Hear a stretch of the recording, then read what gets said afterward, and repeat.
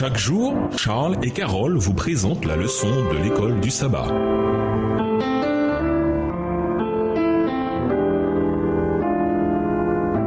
Bienvenue à votre émission Dieu nous parle. Nous voilà à la leçon de lundi. Témoin oculaire de majesté. Lisons 2 Pierre 1, les versets 16 à 18. Selon Pierre, quelles autres preuves a-t-il de sa foi en Jésus? 2 Pierre 1, les versets 16 à 18. Ce n'est pas en effet en suivant des fables habilement conçues que nous vous avons fait connaître la puissance et l'avènement de notre Seigneur Jésus-Christ, mais parce que nous avons vu sa majesté de nos propres yeux. Car il a reçu honneur et gloire de Dieu le Père, quand la gloire pleine de majesté lui fit entendre cette voix. Celui-ci est mon Fils bien-aimé, objet de mon affection. Nous avons entendu cette voix venant du ciel lorsque nous étions avec lui sur la sainte montagne. En plus de la parole prophétique, Pierre a vu de ses yeux un grand nombre des choses qu'il prêchait.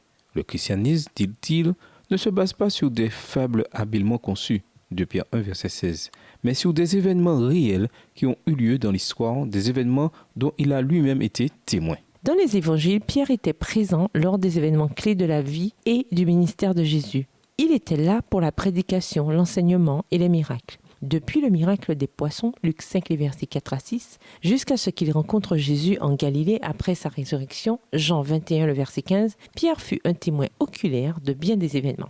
Dans 2 Pierre 1, les versets 17 et 18, sur quel événement dont il avait été témoin personnellement, Pierre se focalise-t-il? Quelle était la signification particulière de cet événement? 2 Pierre 1, les versets 17 et 18, car il a reçu honneur et gloire de Dieu le Père, quand la gloire pleine de majesté lui fit entendre cette voix. Celui-ci est mon Fils bien-aimé, objet de mon affection. Nous avons entendu cette voix venant du ciel lorsque nous étions avec lui sur la sainte montagne.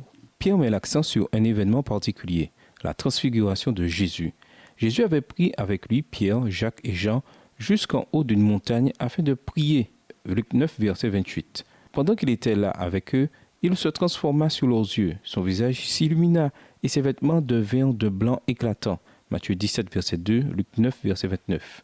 Il fut rejoint par Moïse et Élie, et une voix venue du ciel proclama « Celui-ci est mon Fils bien-aimé, c'est en lui que j'ai pris plaisir. » Matthieu 17, verset 5. Pierre avait vu beaucoup de choses pendant les moments passés avec Jésus, mais cet incident sort du lot.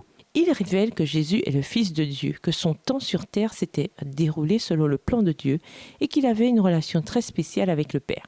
Même avec tout ce que Pierre avait vu ou verrait, cet événement qui comprenait cette voix venue du ciel de Pierre 1, verset 18, c'est pourtant le seul dont il parle dans sa lettre.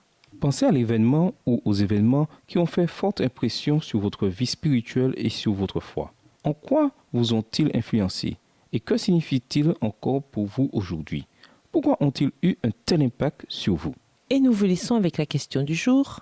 Dans nos discussions sur les prophéties, pourquoi importe-t-il toujours de nous focaliser sur Jésus et les évangiles? Au revoir. Et à demain si Dieu veut. Dieu nous parle.